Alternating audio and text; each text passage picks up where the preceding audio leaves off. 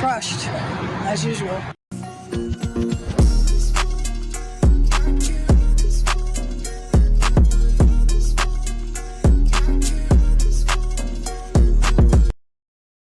Hi, welcome back to my channel. Make sure that you like the video and stay until the end. Today we are going to take a look at the worst landlord in New York, Daniel Obshehelom. Danny looks like a sweet soccer dad, just barbecuing on weekends and playing catch with his kids on weekends. But don't let his appearance fool you. He is a criminal slumlord who subjects his tenants to deplorable conditions. Let's let someone else tell you about cousin Danny. Negligent owner in the city is Daniel. Negligent owner in the city is Daniel Obshehelom. He's neglected buildings and profited off of tenants for years.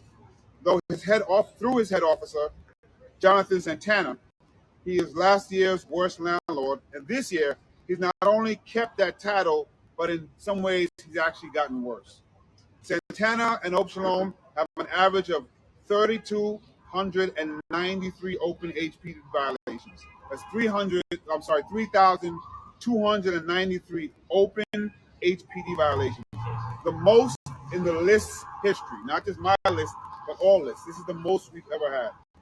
Violations as compiled and categorized by the Department of Housing Preservation Development can include such issues as heat and hot water outages, rodent infestation issues, and collapsing infrastructure.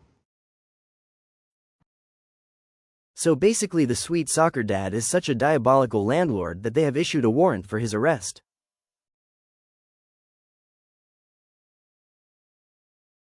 The man they call the worst landlord in New York. Hard to fathom anyone really wants that title, but no question, this guy has earned the label. Just ask his tenants in the Manhattan community of Washington Heights. Ask them the last time he fixed anything or got rid of vermin. His buildings, less like homes and more like a kind of hell. Here's Jim Dolan. 4-year-old Blake Rodriguez knows all about how dangerous life can be in a building owned by a bad landlord.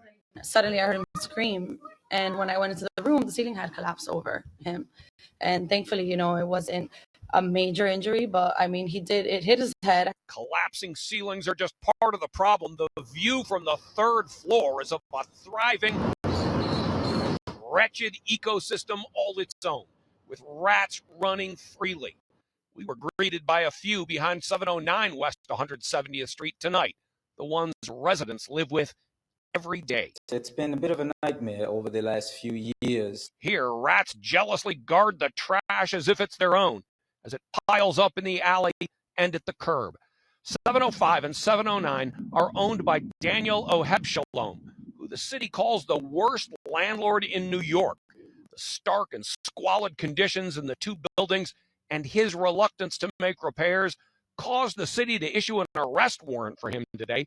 He'll spend 60 days in jail when they find him, something tenants have been waiting for years. They would withdraw the rent straight out of our bank account every month, but then we get no heat for 5 days every week. 3 days with heat, the rest of the time no heat, no hot water. Some nights without heat? Yes.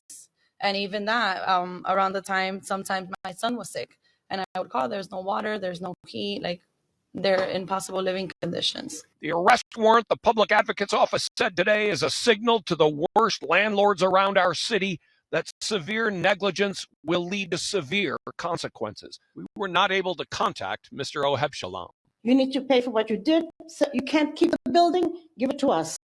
After doing battle with this owner for more than 5 years, the residents here don't really have much of a sense of satisfaction over today's developments. What they want is for anyone to come in and fix their building so that they can live safely. Washington Heights, Jim Dolan, Channel 7 Eyewitness News. The man they call the worst landlord in New York. Hard to fathom anyone really wants that title, but no question. This is really sad. Danny should be ashamed of himself, taking advantage of poor people with nowhere else to go.